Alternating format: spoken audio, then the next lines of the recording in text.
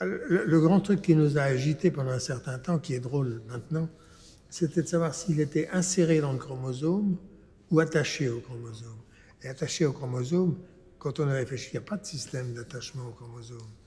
Il faudrait, je ne sais pas comment on pourrait attacher sur une tyrosine, ou il n'y a pas de tyrosine dans le chromosome. C'est pas évident comment on peut. Donc finalement, dès que s'est précisé la structure de l'ADN, qui était à peu près à ce moment-là, il a paru clair que ça devait être inséré. Mais ça nous a beaucoup, beaucoup agité, cette histoire-là.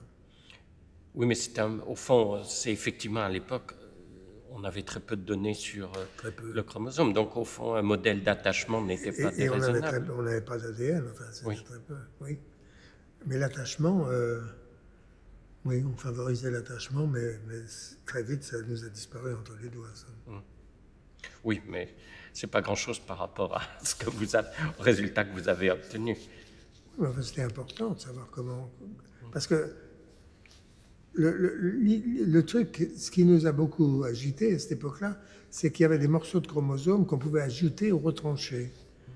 Et quand on racontait ça, Efrussi levait les bras au ciel en disant un chromosome, on n'y touche pas.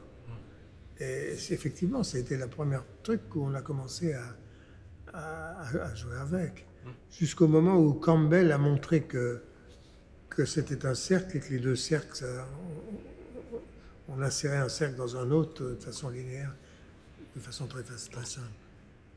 Et cet aspect, justement, l'idée qu'on ne touchait pas au matériel génétique, qu'on ne touchait pas aux chromosomes, que c'était quelque chose qui était au-dessus, c'est quelque chose contre lequel, au fond, vous avez dû lutter en permanence, puisqu'avec Monod, vous avez eu aussi un petit peu à le convaincre. Monod n'était pas, au début, il n'aimait pas du tout ça.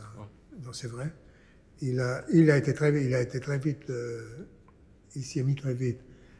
Mais au début, il n'était pas du tout chaud pour rajouter des trucs et enlever des trucs d'un chromosome. Mais il s'y est mis très vite. Une fois qu'il avait pigé, il était très rapide. Sur la lysogénie, c'était aussi, ça apparaissait comme étant un modèle peut-être pour comprendre des phénomènes comme le cancer, non? Oui, un peu. Oui, c'était pas très. En fait, ça a été présenté beaucoup par le VOF et un peu par moi aussi comme façon de comprendre le cancer. En fait, ça n'a pas tellement appris de trucs. Il y a les virus à cancer, c'est probablement pas comme ça que ça marche. Ils s'insèrent à côté d'un gène qu'ils activent ou qu'ils désactivent, plus que par qu'autrement. Vous aviez fait l'hypothèse quand même à un moment que justement, ce genre de phénomène d'activation et d'inhibition de gènes par l'insertion d'un phage pouvait avoir affaire avec ce qui se passait dans le cancer. Oui, mais c'était assez gratuit, enfin, jusqu'au moment Oui, où... mais c'était une bonne anticipation. C'était une des façons de voir ça, oui. Ben, ça nous plaisait beaucoup parce que comme modèle du cancer, ça donnait beaucoup d'intérêt à ce petit phénomène de la lysogénie. Et André Lvov va abandonner un peu le travail sur la lysogénie dans ces années-là, non? Oui, il a décidé qu'il allait se mettre, il en avait assez des bactéries, il voulait se mettre au vrai virus. Il est parti aux États-Unis avec sa femme et pendant un an, ils ont été dans plusieurs laboratoires qui travaillaient sur les cellules de mammifères et sur les virus de mammifères. Alors, il est allé chez Dulbecco, chez 3 ou 4 types comme ça, où il a appris et il est revenu avec les techniques et il a mis en route des cultures de cellules et des trucs de virus, de vrais virus.